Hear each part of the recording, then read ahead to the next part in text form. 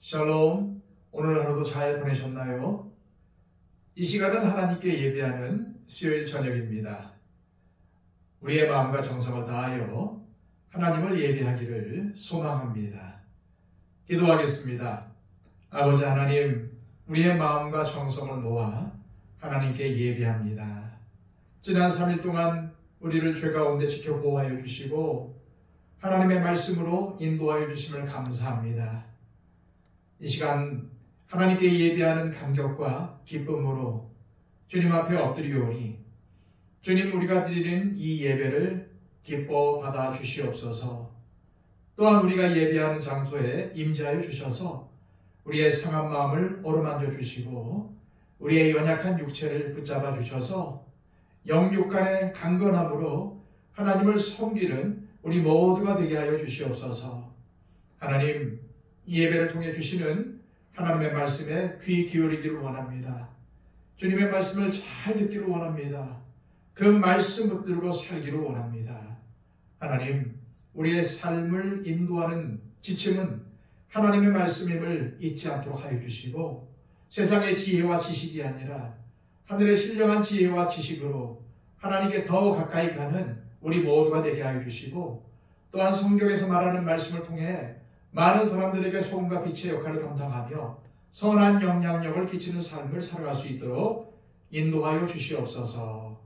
이 예배를 온전히 주님께 맡겨드리며 우리 주님 예수 그리스도의 이름으로 기도하옵나이다. 아멘. 다 함께 찬송가 366장 찬양드립니다.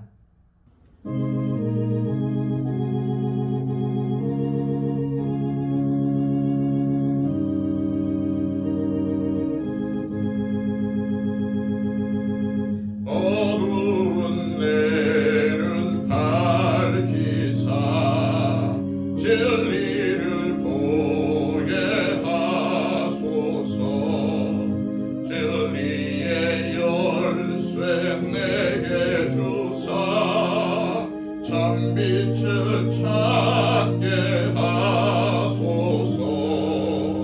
깊으신 뜻을 알고자 엎드려 기다리오니 내 눈을 뜨게 하소서.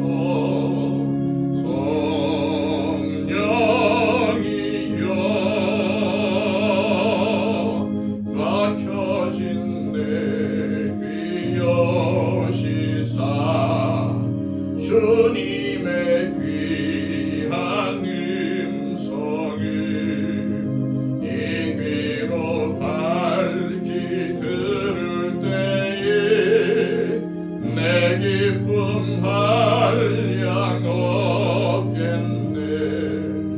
깊으신 뜻을 알고자 엎드려 기다리오니 내 귀를 열어주소서.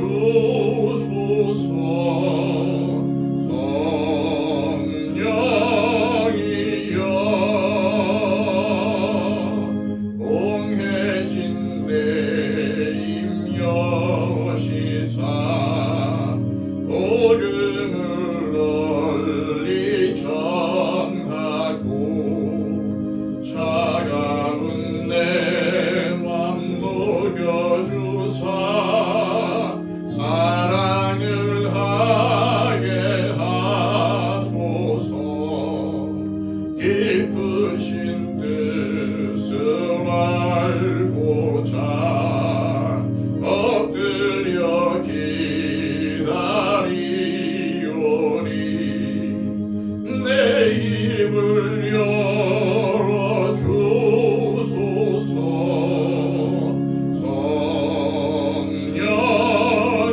성령이여. 찬송가 하나 더 부르겠습니다. 찬송가 374장입니다.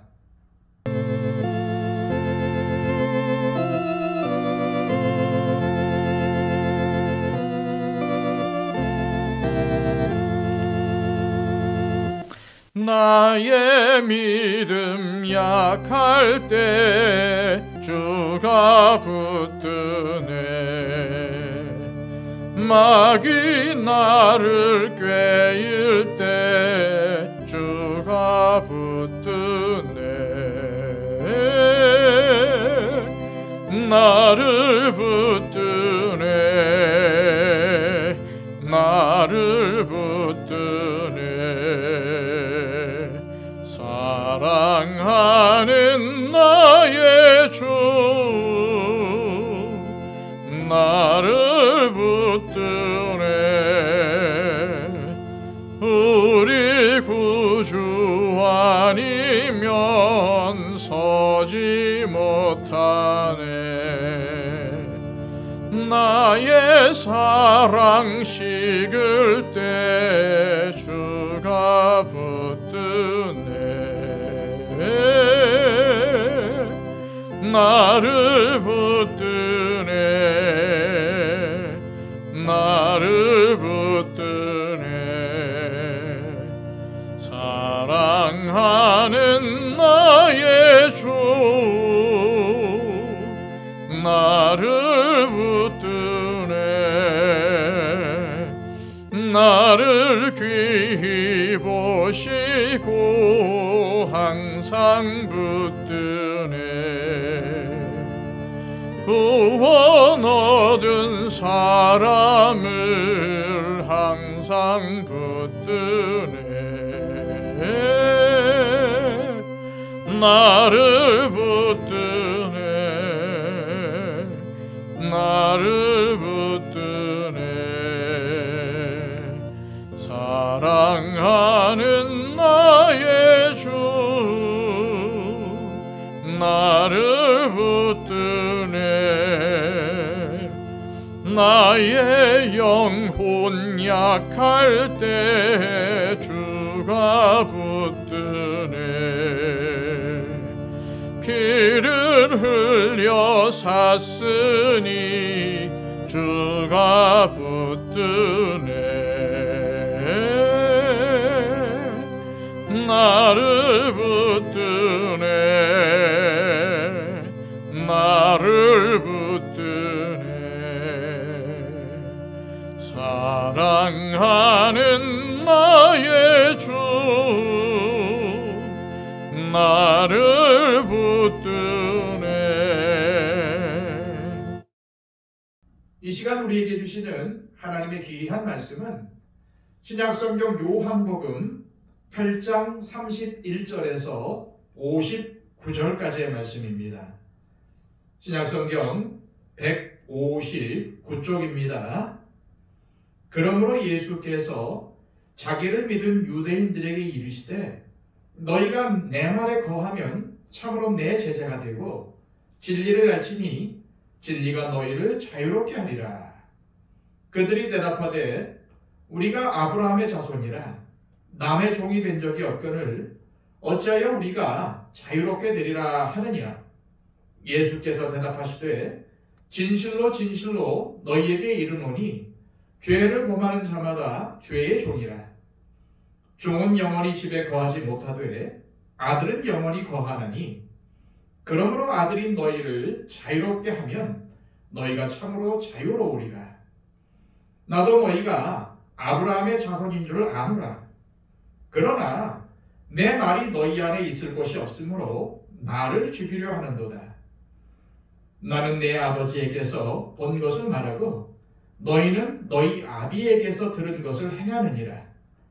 대답하여 이르되 우리 아버지는 아브라함이라 하니 예수께서 이르시되 너희가 아브라함의 자손이면 아브라함이 행한 일들을 할 것이거늘 지금 하나님께 들은 진리를 너희에게 말한 사람인 나를 죽이려 하는도다. 아브라함은 이렇게 하지 아니하였느니라. 너희는 너희 아비가 행한 일들을 하는도다. 대답하되 우리가 음란한 데서 나지 아니하였고 아버지는 한 분뿐이시니 곧 하나님이시로다. 예수께서 이르시되 하나님이 너희 아버지였으면 너희가 나를 사랑하였으리니 이는 내가 하나님께로부터 나와서 왔습니다. 나는 스스로 온 것이 아니요 아버지께서 나를 보내신 것이니라. 어찌하여 내 말을 깨닫지 못하느냐? 이는 내 말을 들을 줄 알지 못함이로다. 너희는 너희 아비 마귀에게서 났으니 너희 아비의 욕심대로 너희도 행하고자 하느니라. 그는 처음부터 살인한 자요 진리가 그 속에 없으므로 진리에 서지 못하고 거짓을 말할 때마다 지 것으로 말하나니 이는 그가 거짓말쟁이요 거짓의 아비가 되었습니다. 내가 진리를 말하므로 너희가 나를 믿지 아니하는도다. 너희 중에 누가 나를 죄로 책잡겠느냐? 내가 진리를 말하는데도 어찌하여 나를 믿지 아니하느냐? 하나님께 속한 자는 하나님의 말씀을 듣나니 너희가 듣지 아니함은 하나님께 속하지 아니하였음이로다. 유대인들이 대답하여 이르되 우리가 너를 사마리아 사람이라 또는 귀신이 들렸다 하는 말이 옳지 아니하냐? 예수께서 대답하시되 나는 귀신 들린 것이 아니라 오직 내 아버지를 공경함이거늘 너희가 나를 무시하는도다. 나는 내 영광을 구하지 아니하나 구하고 판단하시는 이가 계시니라. 진실로 진실로 너희에게 이르노니 사람이 내 말을 지키면 영원히 죽음을 보지 아니하리라. 유대인들이 이르되 지금 네가 귀신 들린 줄을 아노라. 아브라함과 선지자들도 죽었거늘 네 말은 사람이 내 말을 지키면 영원히 죽음을 맛보지 아니하리라 하니 너는 이미 죽은 우리 조상 아브라함보다 크냐? 또 선지자들도 죽었거늘 너는 너를 누구라 하느냐? 예수께서 대답하시되 내가 내게 영광을 돌리면 내 영광이 아무것도 아니거니와 내게 영광을 돌리시는 이는 내 아버지시니 곧 너희가 너희 하나님이라 칭하는 그이시라. 너희는 그를 알지 못하되 나는 아노니 만일 내가 알지 못한다 하면 나도 너희같이 거짓말쟁이가 되리라. 나는 그를 알고 또 그의 말씀을 지키노라. 너희 조상 아브라함은 나의 때 볼 것을 즐거워하다가 보고 기뻐하였느니라. 유대인들이 이르되 네가 아직 50세도 못 되었는데 아브라함을 보았느냐? 예수께서 이르시되 진실로 진실로 너희에게 이르노니 아브라함이 나기 전부터 내가 있느니라 하시니 그들이 돌을 들어 치려 하거늘 예수께서 숨어 성전에서 나가시니라. 아멘. 현재 땅 위에 움직이는 동물들 중에서 가장 큰 동물은 코끼리입니다. 코끼리는 다 자라면은 키가 3, 4m 정도가 됩니다. 무게는 대략 5톤이 넘지요. 이러한 코끼리가 한 번에 들어 올릴 수 있는 무게는 약 500kg이 넘는다고 합니다. 그리고 야생 코끼리는 웬만한 나무 정도는 땅에서 뿌리채 뽑을 수 있을 만큼 힘이 셉니다. 그런데 서커스단의 코끼리는 뭔가 좀 이상합니다. 거대한 코끼리가 작은 말뚝에 묶여 있습니다. 웬만한 나무를 뿌리채 뽑을 수 있는 힘을 가진 코끼리가 마음만 먹으면은 작은 말뚝을 뽑아버리고 자유롭게 다닐 수 있을 텐데 왜 작은 말뚝에 묶인 채 꼼짝을 못하고 있는 걸까요? 그것은 이러한 이유 때문이랍니다. 새끼 코끼리가 서커스단에 팔려오면은 제일 먼저 말뚝에 묶어둡니다. 그러면 새끼 코끼리는 묶인 것을 풀려고 몸부림을 칩니다. 그러나 이때는 너무 어려서 말뚝을 뽑을 만큼 힘이 세지를 못합니다. 새끼 코끼리는 묶인 끈을 풀려고 몸부림치고 말뚝을 뽑아보려고 애를 쓰지만은 힘이 붙여서 도저히 어쩔 수가 없습니다. 이러한 과정을 거치면서 새끼 코끼리는 큰 좌절을 겪게 됩니다. 자신을 묶고 있는 끈을 끊을 수도 없고 말뚝을 뽑을 수도 없다고 스스로 포기해버립니다. 시간이 지나면서 코끼리는 그렇게 자라납니다. 코끼리가 다 자라서 힘이 세지면 작은 말뚝 정도는 쉽게 뽑아버릴 수도 있지만 어릴 때부터 안 된다는 생각에 젖어서 스스로 포기하고 묶인 현실을 그대로 받아들이기 때문에 시도조차 하지 않는다는 것입니다. 코끼리가 어렸을 때는 작은 말뚝에 몸이 묶여 있었지만 다 자란 후에는 마음이 작은 말뚝에 묶여 있는 것입니다. 작은 말뚝에 묶여 포기하고 있는 것은 코끼리만의 문제가 아닙니다. 이것은 우리 인생의 문제이기도 합니다. 많은 사람들이 무엇인가 마음이 묶여 있습니다. 남들이 볼 때에는 별로 문제가 될 것 같지 않은데 그 문제에 묶여서 쩔쩔매며 옴싹달싹하지 못하고 살아갑니다. 훌훌 털어버리면 쉽게 잊혀질 일이고 해결할 수 있는 일인데 그것에 매여 인생을 힘겹게 살아갑니다. 왜 그럴까요? 그 문제에 마음이 묶여있고 눌려있기 때문입니다. 오늘날 여러 가지 문제에 마음이 묶여 자유를 잃고 살아가는 사람들에게 예수님은 오늘 본문의 말씀을 주셨습니다. 31절, 32절 말씀입니다.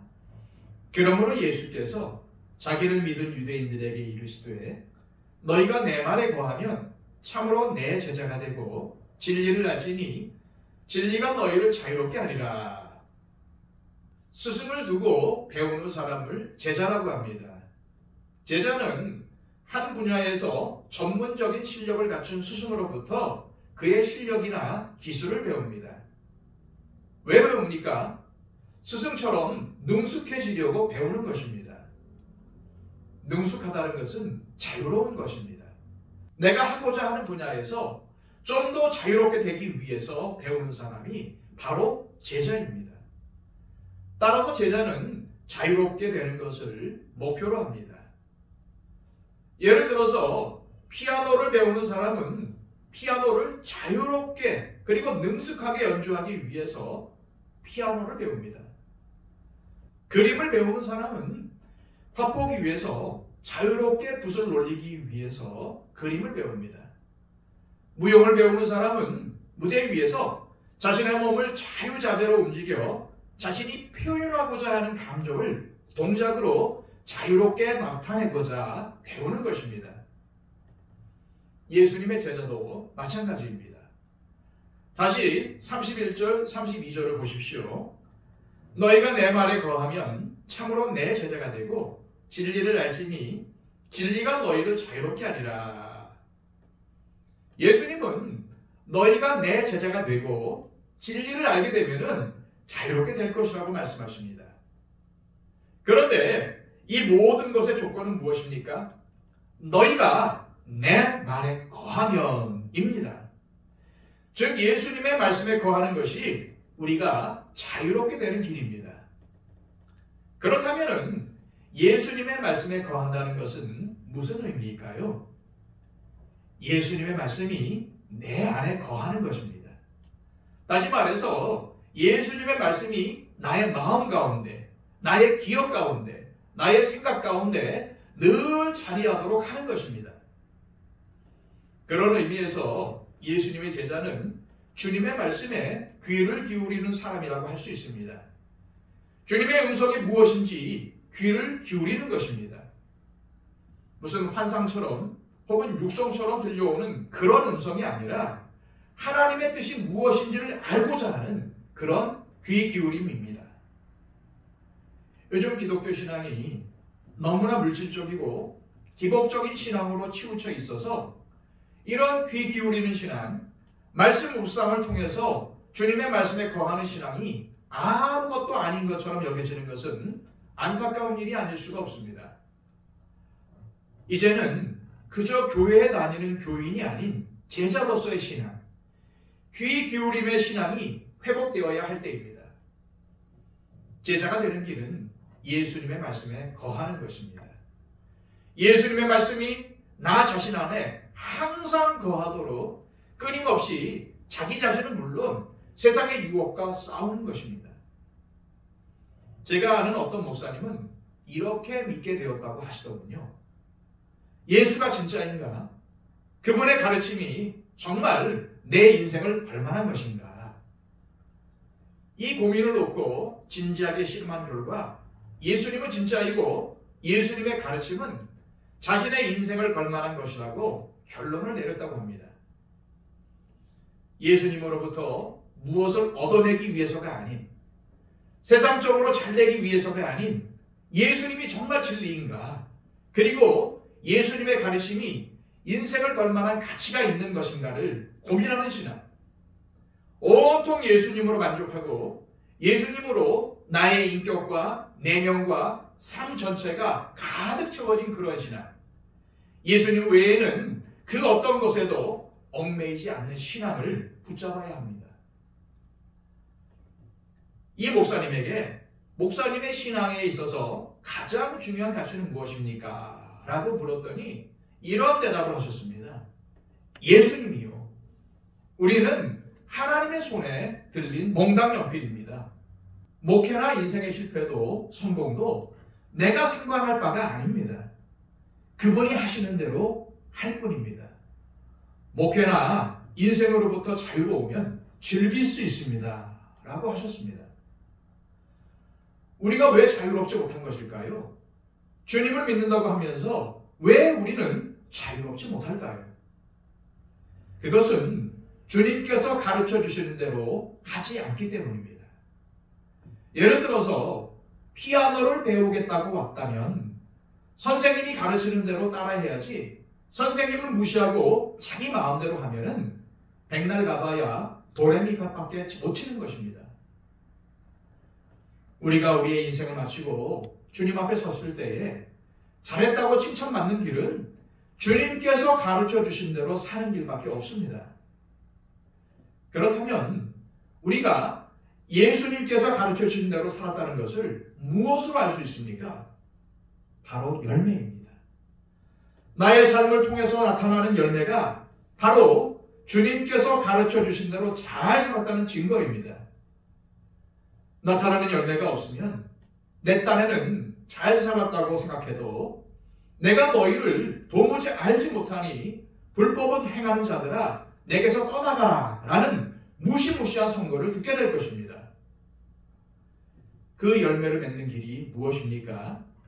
무조건 행하기만 해서는 되는 것이 아니라 주님의 가르침대로 해야 합니다. 그렇다면 주님께서 말씀하시는 자유는 도대체 어떠한 자유입니까? 내가 너희를 자유롭게 하리라 라는 주님의 말씀에는 뭔가의 얽매임, 즉 종의 상태에 있다는 것이 바탕에 깔려 있습니다. 이러한 주님의 말씀에 유대인들이 바로 반박을 하죠. 33절입니다. 그들이 대답하되 우리가 아브라함의 자손이라 남의 종이 된 적이 없거늘 어찌하여 우리가 자유롭게 되리라 하느냐. 유대인들은 자신들이 종이 된 적이 없다고 합니다. 그러나 주님은 34절에서 죄를 범하는 자마다 죄의 종이라고 하셨습니다. 이 말씀을 얼핏 들으면은 죄를 짓는 자는 죄의 종이고 죄를 안 지으면 죄의 종이 아니다 라는 의미로 들릴 수 있습니다. 그러나 그런 의미가 아닙니다. 예수님께서 하신 말씀의 의미는 죄를 범하는 데 초점이 있는 것이 아니라 종에 초점을 두고 얘기하신 것입니다. 예수님은 지금 유대인들에게 자유에 대해서 말씀하고 계십니다. 자유는 어떤 행위가 아니라 신분에 대한 얘기입니다. 종이냐 자유자냐에 대한 이야기라는 말씀입니다. 유대인들은 죄의 종이기 때문에 범죄 행위를 못 벗어나는 것입니다.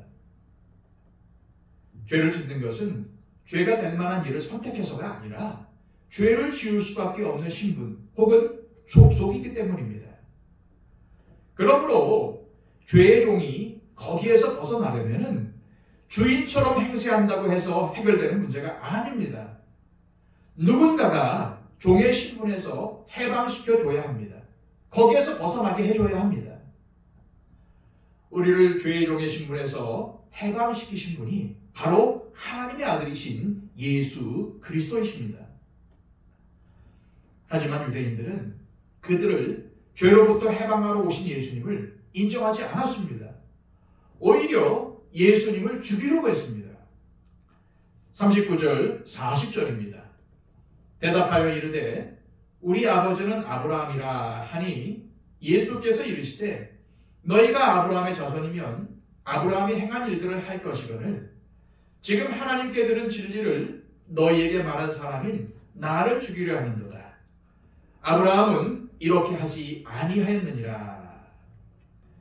유대인들은 자신들이 주장한 것처럼 혈통적으로는 아브라함의 자손이었을지는 몰라도 영적으로는 아브라함의 자손이 아니었습니다. 43절, 44절입니다. 어찌하여 내 말을 깨닫지 못하느냐? 이는 내 말을 들을 줄 알지 못함이로다. 너희는 너희 아비 마귀에게서 났으니 너희 아비의 욕심대로 너희도 행하고자 하느니라. 그는 처음부터 살인한 자요 진리가 그 속에 없으므로 진리에 서지 못하고 거짓을 말할 때마다 제 것으로 말하나니 이는 그가 거짓말쟁이요 거짓의 아비가 되었습니다. 예수님은 유대인들에게 너희는 너희 아비 마귀에게서 났으니 마귀의 자식이라고 하십니다. 유대인들은 선조 때부터 하나님과 하나님의 말씀에 관심이 높았던 사람들입니다. 그런데 예수님은 그런 유대인들에게 마귀에게서 난 마귀의 자식이라는 끔찍한 말씀을 하십니다. 예수님은 무엇 때문에 이러한 말씀을 하셨을까요? 43절을 다시 한번 읽겠습니다. 어찌하여 내 말을 깨닫지 못하느냐? 이는 내 말을 들을 줄 알지 못함이로다. 유대인들이 주님께 마귀의 자식이라는 책망을 받은 것은 주님의 말씀을 듣지 않기 때문입니다. 주님의 말씀을 듣지 않고 주님의 말씀대로 하지 않는 사람은 마귀의 말을 들을 수밖에 없습니다. 그러므로 주님의 말씀을 들을 줄 모르는 자, 주님의 말씀대로 행하지 않는 자는 마귀의 자식입니다. 그렇다면 마귀는 어떠한 존재입니까? 마귀는 처음부터 살인한 자요 진리가 그 속에 없으므로 진리에 서지 못하고 거짓을 말할 때마다 제 것으로 말하는 거짓말쟁이요 거짓의 아비입니다. 예수님의 이 말씀은 내용이 모두 진리와 관련된 것입니다. 마귀는 진리가 없는 자요 거짓말쟁이라는 것입니다. 그런 마귀가 어떻게 말하는가 하면은 제 것으로 말하나니, 즉 자기 말, 자기 생각, 자기의 속에서 나오는 것으로 말한다는 것입니다. 다시 말해서 예수님이 유대인들에게 너희 아비는 마귀라고 하셨을 때에 유대인들이 자기 스스로 말하는 것 같지만은 사실은 그들의 아비인 마귀에게서 나오는 말을 한 것입니다. 그런 이유로 그것은 결국 거짓인 것입니다. 그러나 예수님은 어떻게 하십니까? 38절에서 나는 내 아버지에게서 본 것을 말한다 라고 하십니다. 또 40절에서는 나는 하나님께 들은 진리를 너희에게 말한 사람이라고 하셨고 42절에서는 나는 스스로 온 것이 아니요 아버지께서 나를 보내신 것이니라 라고 하셨습니다. 예수님은 말씀하시거나 행위에 있어서 자기의 것으로 하신 것이 아닙니다. 하나님 아버지께로부터 나온 것, 하나님 아버지께로부터 듣고 본 것을 말씀하신 것입니다. 이것이 예수님과 마귀의 절대적인 차이입니다. 자기 것으로 말하는 자는 마귀입니다. 그러나 하나님 아버지께로부터 온 것을 말하신 분은 예수님이십니다. 다시 한번 말씀드립니다. 예수님께서 주신 자유를 누리는 방법은 그분의 말씀에 귀를 기울이는 길밖에는 없습니다. 깊은 기도 중에 깨달은 깨달음도 아닙니다. 스스로 생각한 지혜로운 생각도 아닙니다. 오랜 교회 생활의 경험도 아닙니다.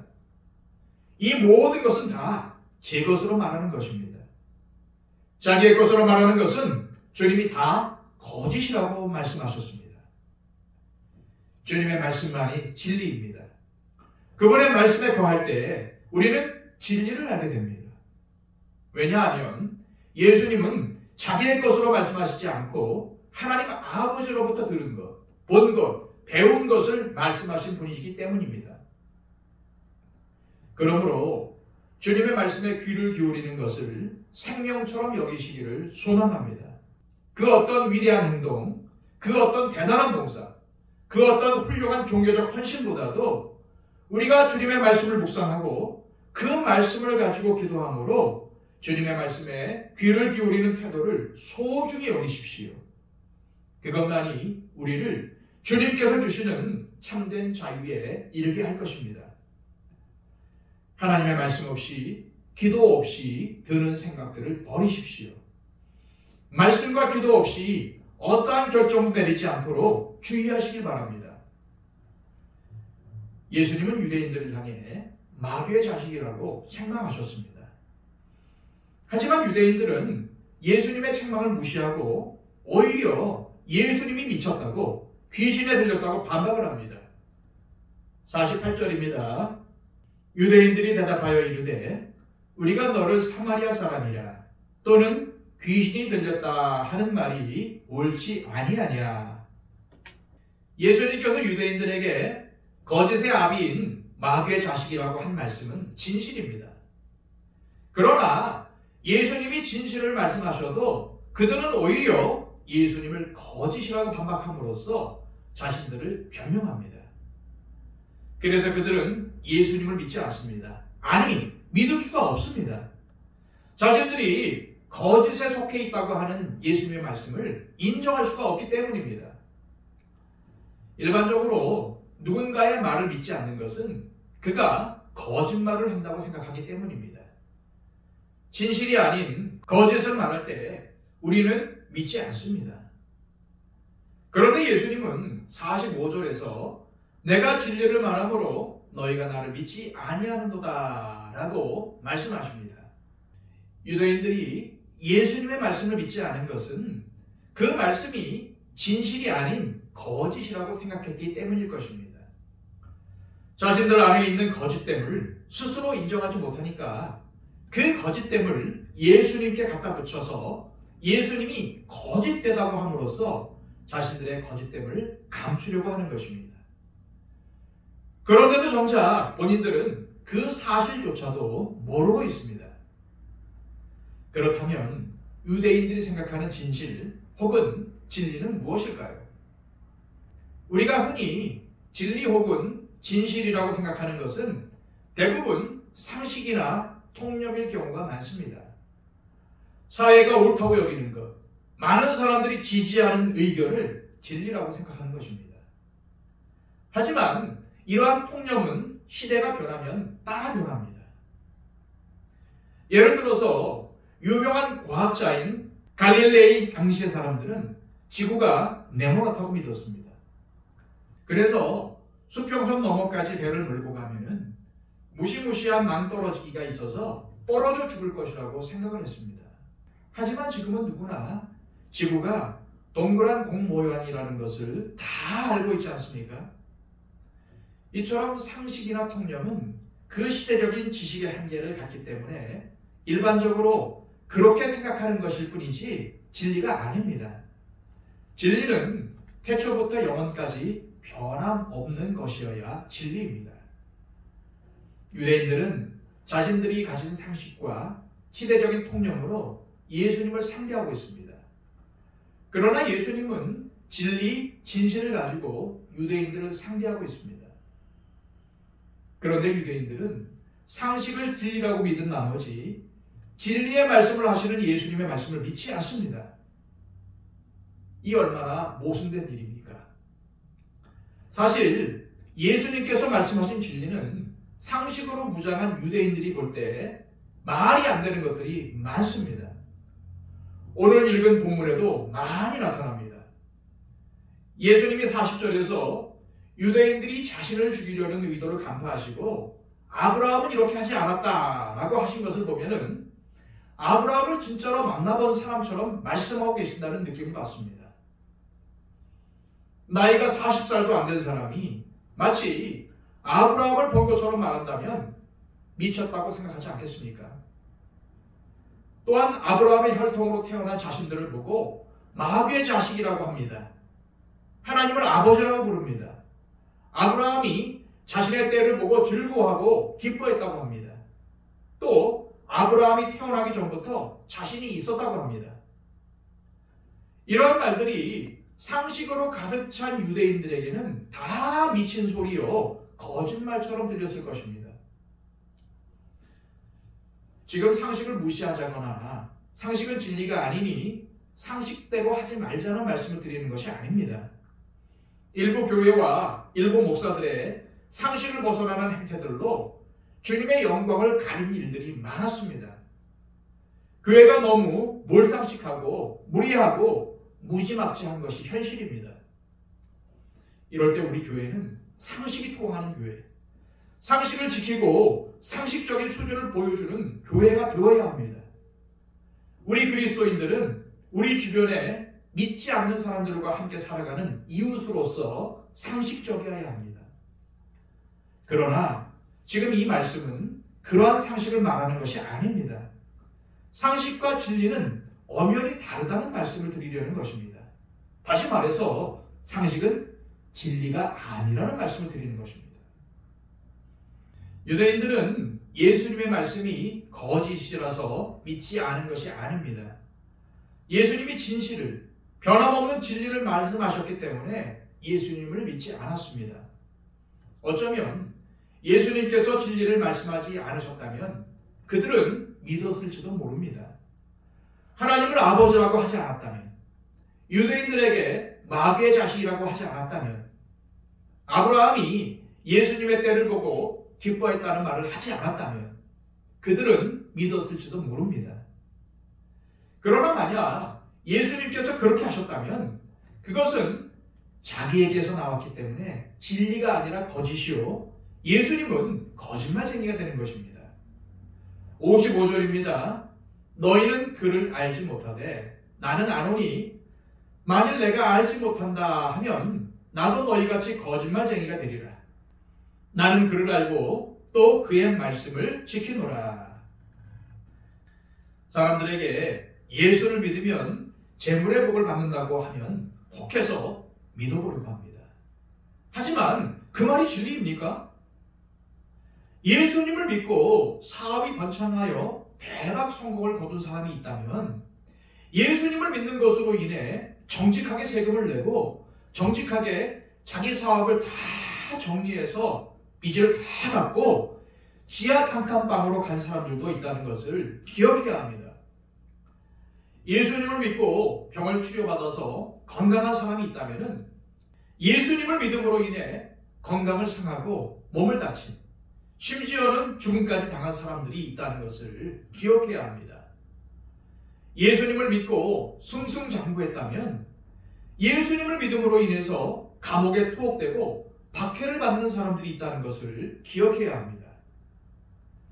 진실과 거짓 중 무엇을 더 받아들이기 힘들까요? 무엇이 인정하기 더 힘들까요?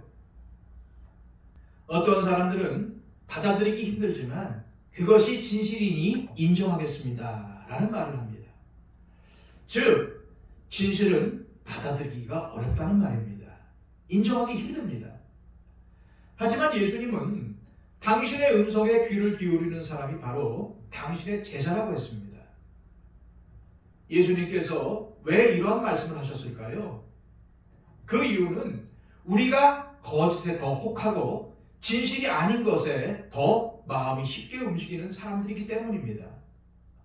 그러므로 힘쓰고 애써서 계속 예수님의 진리의 말씀에 귀를 기울이지 않으면 어느새 우리는 거짓을 따라 거짓에 미혹되어 잘못된 길을 걸어가기가 쉽습니다. 주님의 말씀은 진리이기 때문에 믿기가 쉬운가요?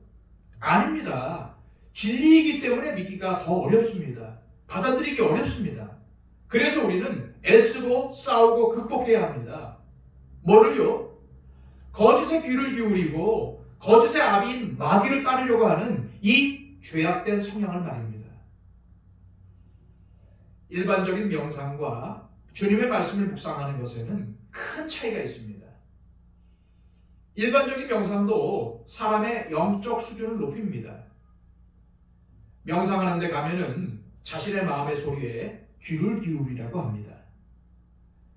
그런데 앞에서 거짓의 아비인 마귀가 말하는 방식이 어떻다고 했습니까?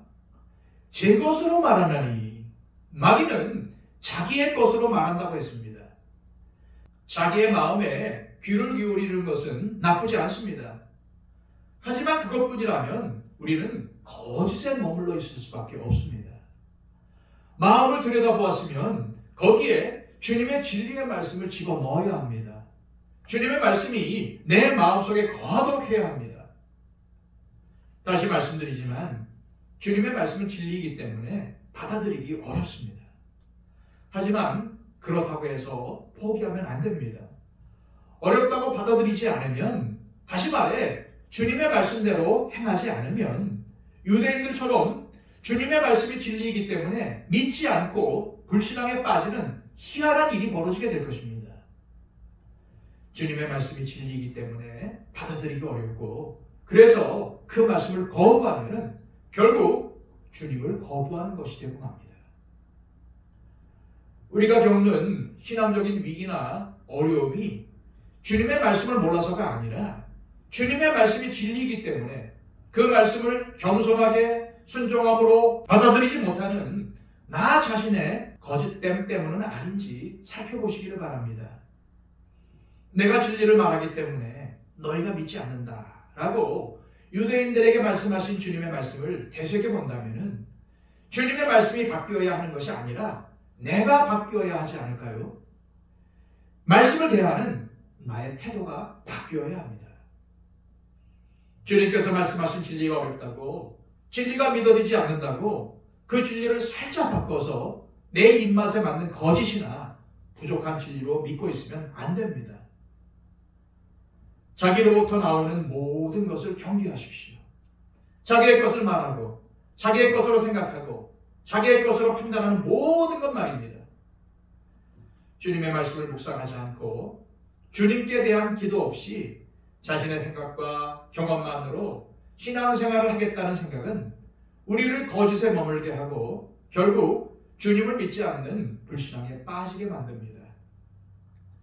하지만 우리가 주님 말씀 안에 거할 때에, 그 말씀대로 순종하며 살 때에 우리는 비로소 주님의 제자가 되고 참 자유에 이르게 됩니다. 기도하겠습니다. 하나님 아버지, 오늘 주신 주님의 말씀을 잘 들었습니다.